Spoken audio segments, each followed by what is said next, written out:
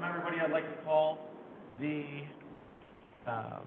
June 10th Planning and Development Committee to order. Would you please call the roll? Sulkitis. Here. Volk. Here. Bongard. Here. Munn. Here. Lencioni. Here. Gem. Here. Petrilla. Here. Warball. Here. Bessner. Here. Weber. Here. Thank you. I'm looking for approval on the omnibus vote. First, I'd like to take item F off of the omnibus. Okay, so moving to approve the omnibus vote, removing item F, correct? Yes, I'd like to make a motion. Second. Second by Petrilla. So I have motion by Munn, second by Petrilla. Please call the roll. Munn. Yes. Gem. Yes. Petrilla. Yes. Warball. Yes. Bessner. Yes. Weber. Yes. Sulkitis. Yes. Volk. Yes. Bongard. Yes. Awesome, that passed it. First on the agenda, we have for A, Plan Commission recommendation to approve an amendment to special use for planned unit development and PUD preliminary plan for Fox Avenue Square. So it's Rob. You ready? Thank you. Greco Investment Management LLC has filed applications for special use and PUD preliminary plan seeking approval of a commercial development on the vacant 7.5-acre parcel in the Stewart's Crossing PUD located south of the Jewel at Kirk and Maine.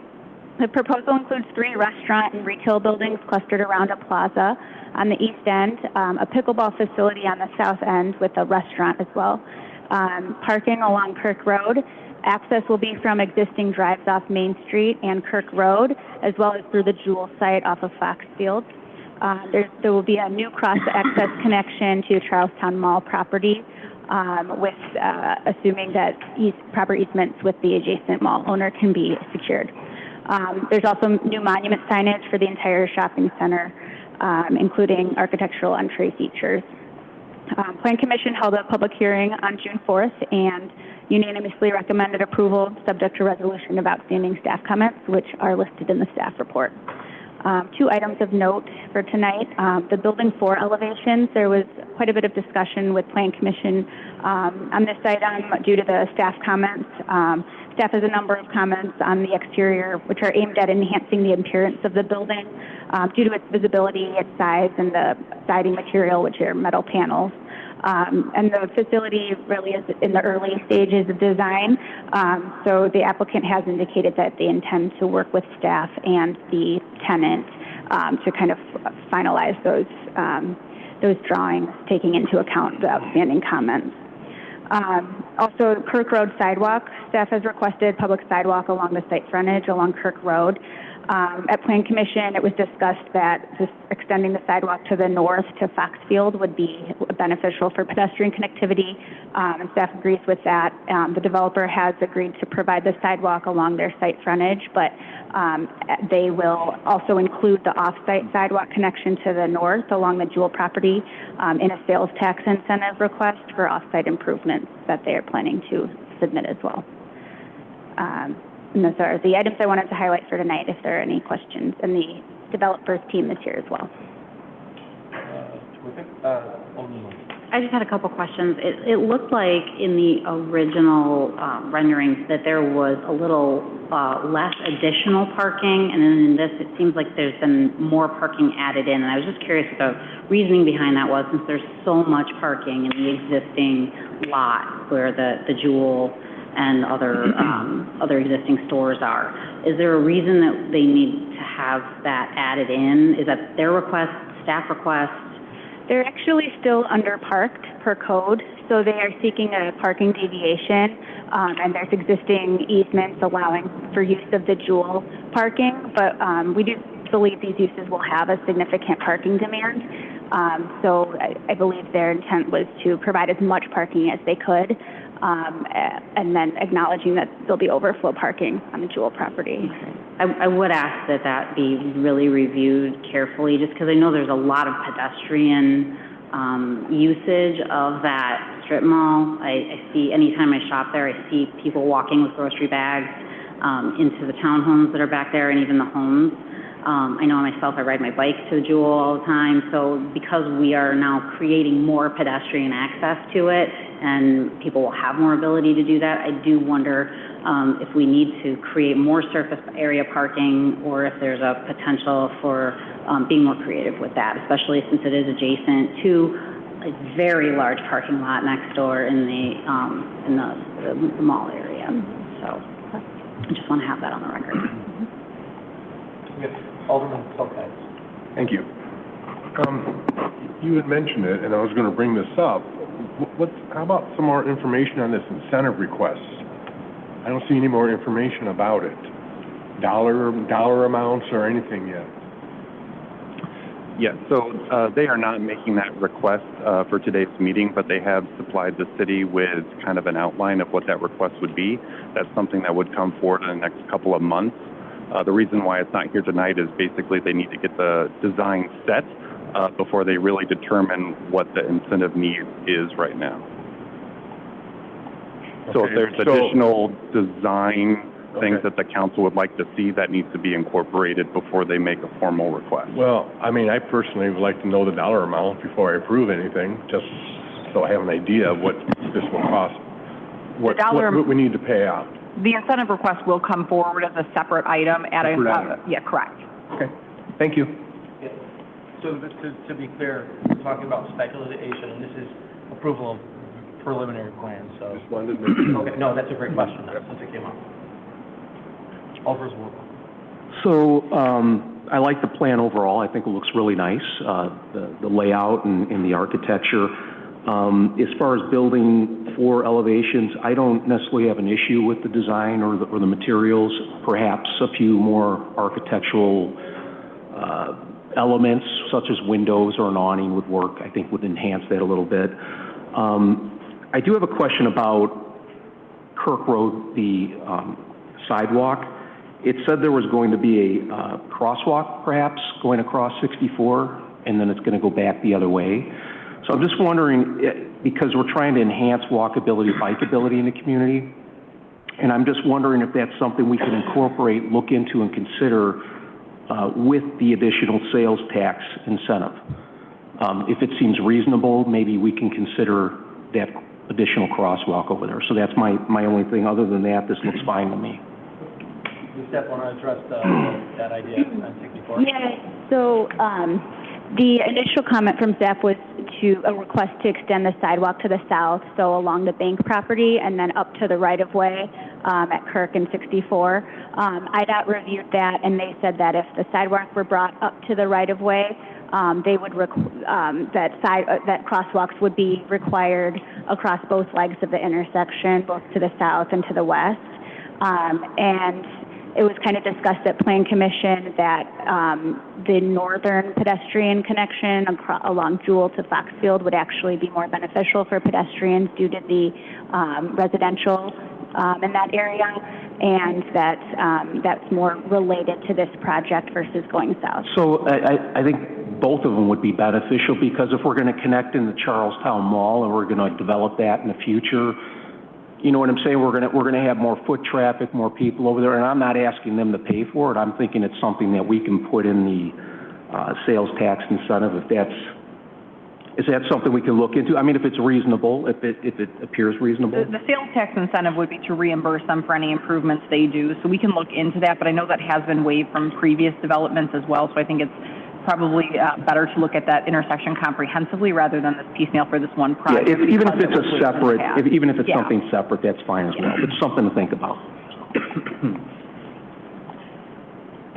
Other questions or comments from committee? I'm looking for a motion then. So moved. Second. I've got a motion by Baumgart and a second by Gem. Please call the roll. Munn. Yes. Gem. Yes. Petrilla. Yes. Warball. Yes. Messner. Yes. Weber. Yes. Sokaitis. Yes. Folk. Yes. Baumgart. Yes. Excellent. That passes. Thank you very much. Moving on to 4B, Historic Commission recommendation to approve a facade improvement grant agreement for 619 West Main Street. Yes. Good evening. Eric Larson, on behalf of Millington Square LLC, has requested a facade improvement grant for his property at 619 West Main Street. The project scope includes re-siding the barn structure with LP board and batten siding, and also installing some new windows and doors. The Historic Commission reviewed the project at their May 15th meeting and unanimously recommended approval at a 25% reimbursement because the siding replacement is maintenance on an accessory structure. And I apologize, the grant amount is incorrect on the bottom here, but it is right in the grant agreement and the proposed cost at the top. The total project cost is $58,755, so a 25% reimbursement would be $14,688.75. With that, I can answer any questions if there are any. Rich, I have a question. Thank you for that. But on both of these, for the facade improvements, what's the determination between a building repair and a building improvement?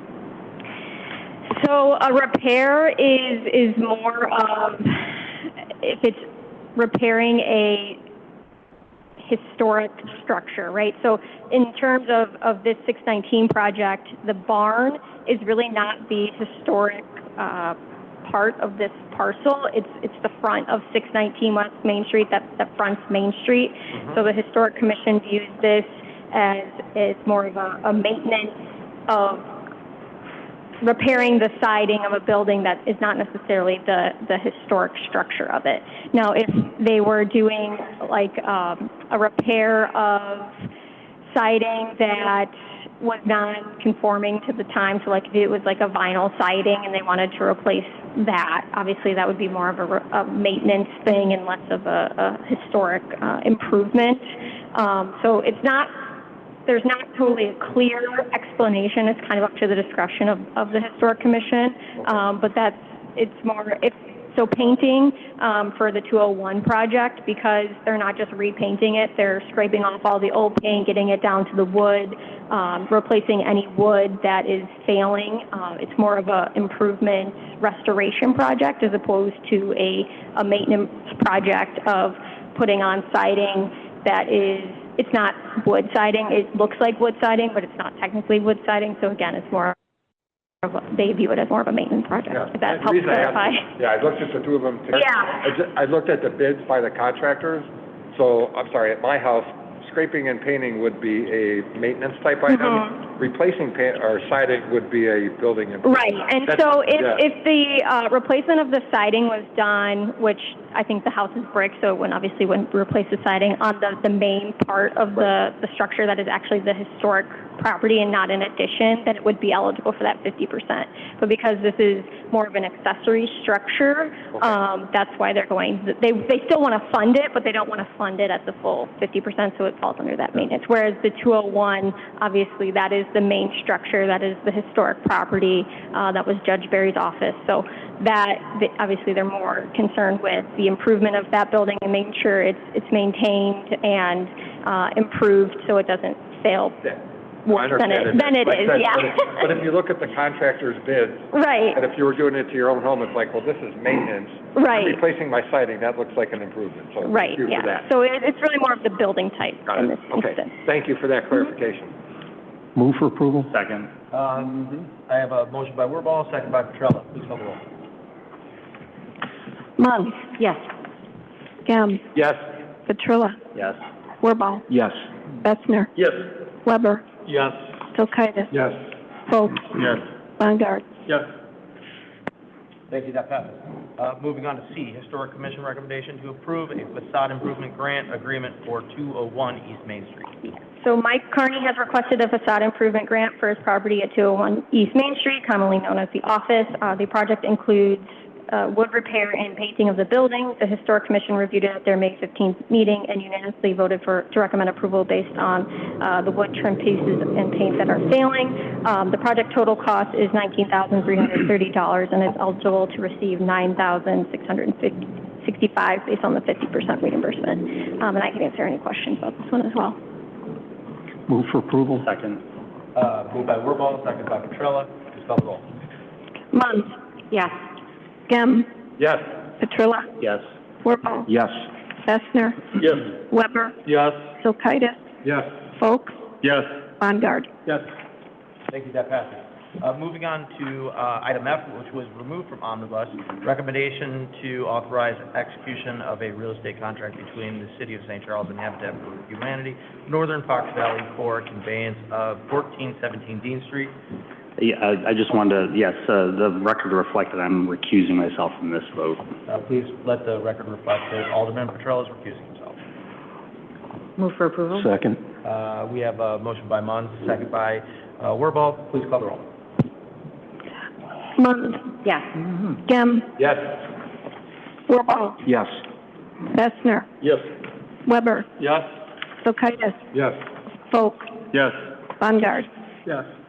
That passes, thank you. So next, we have I, recommendation to approve a memorandum of understanding with the Kane DuPage Soil and Water Conservation District regarding erosion control services. Thank you, Russ. Yes, good evening. The community development staff is proposing to contract with Kane DuPage Soil and Water Conservation District to conduct erosion control inspections on our behalf.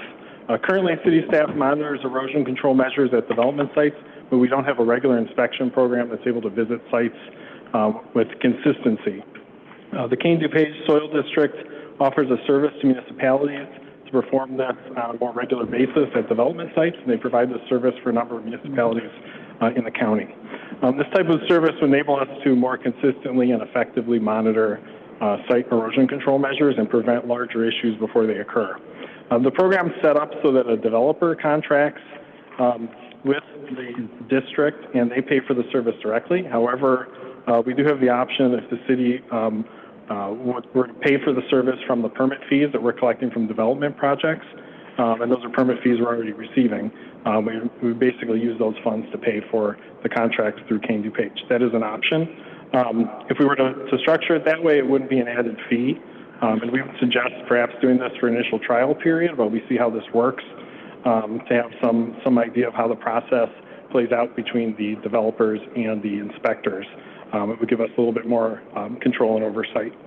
So if we receive a recommendation for approval, we'll update this agreement to be revised to state that the city would be passing those fees through our permit fee and not adding an additional fee for this service. Then I can take any questions.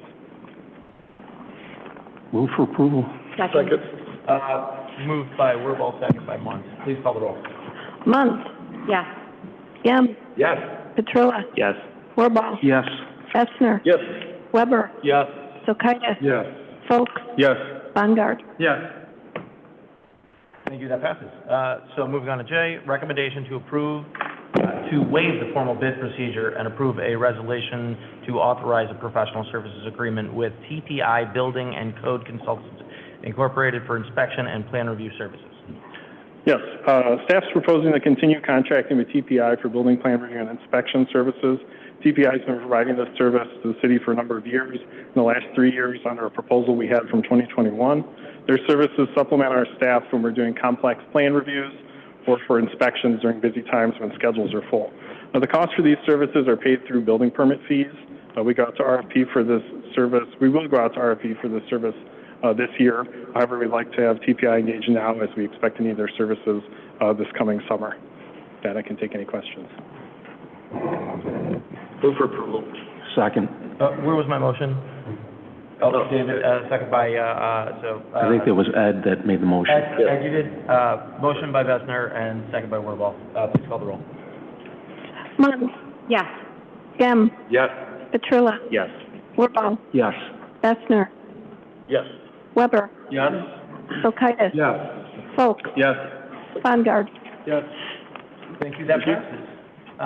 That's all for our business. Moving to 5, public comment. Do we have comment from the public at all tonight? Seeing none. Additional items from the, we'll start with staff. Mayor, any comments from the council? Okay, we have no executive session. I will actually, one thing I would like to say, I see a couple of absolutely terrific students that are here during the summer to come and check out how our government works. It's great to see you guys, and I admire you guys for getting involved in how government works. So I definitely wanted to recognize you. With that, I'm looking for a motion to adjourn. So moved. Second. Moved by Gem, second by Wirball. All in favor? Aye. Opposed? Aye. I was a little slow there. Sorry. Meeting adjourned. Thank you.